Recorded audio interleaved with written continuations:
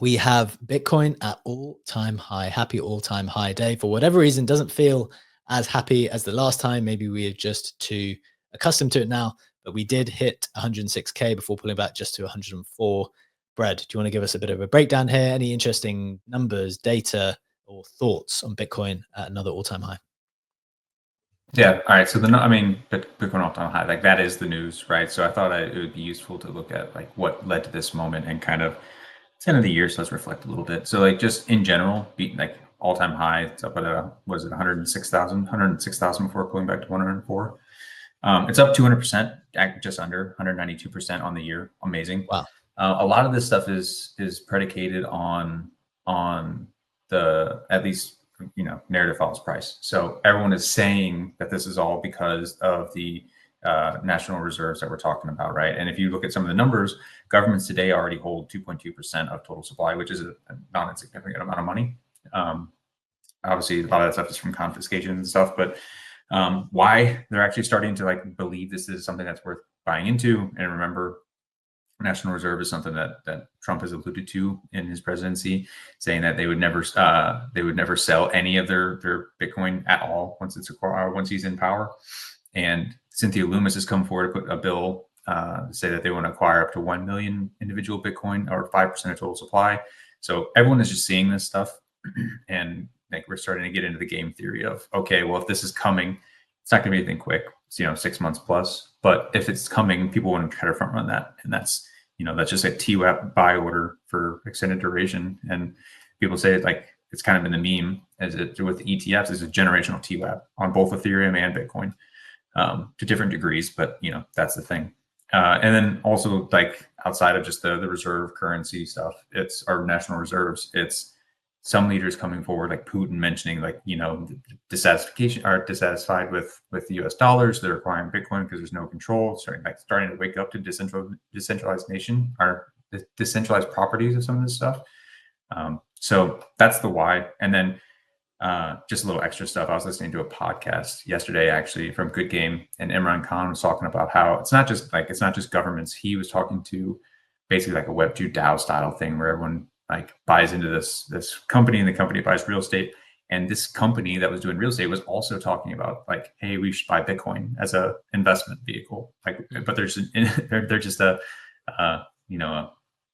fucking real estate thing. So it's basically just everyone across the globe is starting to see this stuff and starting to see legitimization of the actual asset and saying, okay, maybe we should have a little bit. And when you have a fixed supply and that kind of demand, things go up. And then, just general. So I mentioned game theory. And then in one of the articles, I just want to say this stuff because I think it's a good counter to some of this. Like you hear Trump's son talking about why they're doing this stuff and what Bitcoin represents. And one of the quotes was, Bitcoin is a fundamental shift in the way we think about money, wealth, in the future. It's a shift in how our companies will receive money, which I think is pretty funny given if I say that to you guys, you're like, who the fuck is gonna use Bitcoin for payments or to receive money, or you don't touch it, right? You just buy it and set it to the side, that's not what we use it for. But I don't know, it's funny to see these people that see this stuff and it doesn't matter. It doesn't matter. It's a good narrative. They're gonna spin it up. It's gonna it's got the win in its sales, and it's gonna keep going. They also mentioned, and this is a question for you too, totally kind of orthogonal to this is, it says total supply United States possesses nearly 200,000 Bitcoins. So do you, whenever you talk about multiple Bitcoin, is it with an S or is it just Bitcoin? Ever since Trump said, what was the thing he said? Something like, have fun with your Bitcoins. I think it's got to be Bitcoins. That's just it. I don't think it would have been Bitcoins, but now it is. It's got to be, because there's something funny about it for sure. To make it plural like that, Sammy. I'd agree with you if it was you couldn't divide it, then I would agree. But because you can, and it's fungible and there's decimals, I can't say that. It doesn't sound right. I mean, I get the message. It definitely doesn't sound right, but it's definitely funny to call it Bitcoins. Right. So I like corns personally. Yeah, corns as well. Look, great summary, Brad. Appreciate that. The one thing, and I want to go to our resident Bitcoin expert, Funky, who of course wants to weigh in on this topic. Coming to you in a sec, Funky. But the one thing that kind of caught my attention, because you started talking about narratives here, the thing that caught my attention is how off the mainstream media are on it, in the sense that this article, which is the one I sent you, oops, wrong button, I'm pressing. This article from Reuters, which was published yesterday, and is referencing the strategic reserve hopes. Okay, it's two things it's referencing. One, it's referencing the surge to $106,000, okay, which happened overnight. But then the reason it's giving for that is on strategic reserve hopes. And it actually links to an article that was written in August. On August the 8th of 2024, Trump's Bitcoin stockpile plan stirs debate. So it seems to be the case, and maybe this is, look, this is where the opportunity, this is what it made me think. This is where the opportunity is in the world in general.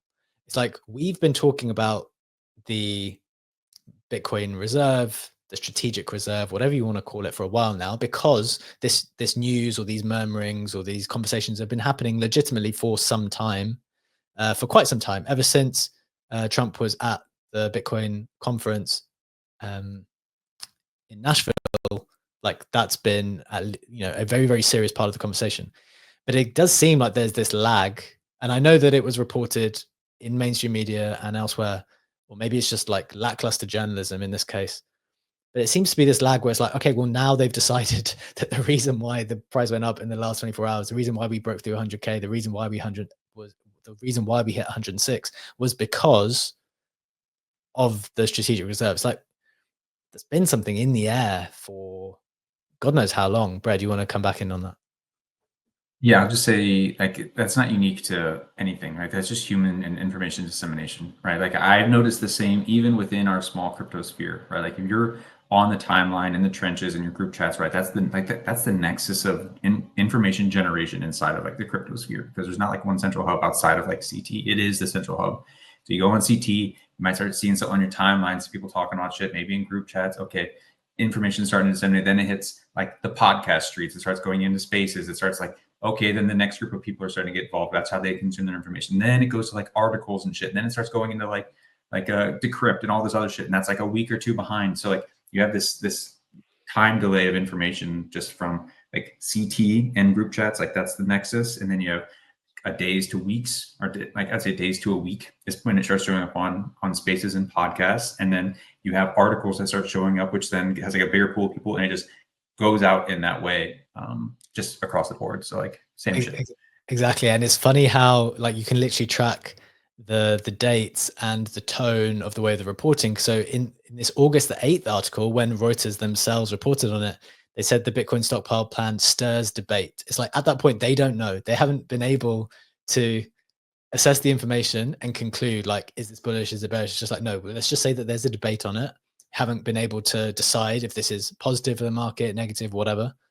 And then, now you have Bitcoin is surging through 106 on strategic reserve hopes. So interesting point here I wanted to make on just the time lag, I think, between reporting of things, events, the reporting of things, and then how the price stuff ends up playing out. I think there's just one other point on that. I think that like with X and platforms like that, it's user generated content. So I think there's a lot less risk as an individual to break that news. Sure. Whereas if you have these mainstream media channels trying to get it right first time, there's a lot more repercussion on them if they don't. So they do have to do a lot more due diligence than the average person. And I think that's why platforms like Twitter, especially within crypto Twitter, thrive, because you have that breaking news aspect, like the heard on the grapevine kind of thing. So people are looking for that alpha. Like it. I think that's very, very fair as well. Funky, welcome to the stage, my friend, resident Bitcoin expert. Give us a hot take here. Conclude this point for us before we get into the AI segment with Sammy. There is no second best. There's the hot take. If you own more than one Bitcoin, yes, it's Bitcoins, plural, right? It's that easy. And I love the way that Trump says it, Bitcoins, right? So, but barring the news, I just wanted to share a funny anecdote. Our CTO asked, because you guys probably saw the video of me opening the 10-year MICTORs that I had saved, because I thought 100K was going to happen in 2021. It didn't. So I sat on it for 3.5 years, and I finally cracked the bottle when we broke 100K. And he said, when are you going to celebrate next? And I said, when it's $1 million Bitcoin. I don't really care about any other number from here to $1 million. So, and also just a quick FYI, I'm here at the Blockchain Association Summit for the next 2 days in Washington, D.C. So putting on my political correspondent hat, I am sure there's going to be major legislative / regulatory alpha coming out of these discussions. Even Senator Haggerty, who's been one of the biggest stablecoin bulls and putting forth bills in the U.S. to, have stable coins, which I know B-Check, this is your favorite killer use case of crypto. Should be some incredible conversations happening across today and tomorrow. So I'm sure, later in the week, I'll be reporting on some of that as well. Love it. Appreciate that extra information, Funky, as always.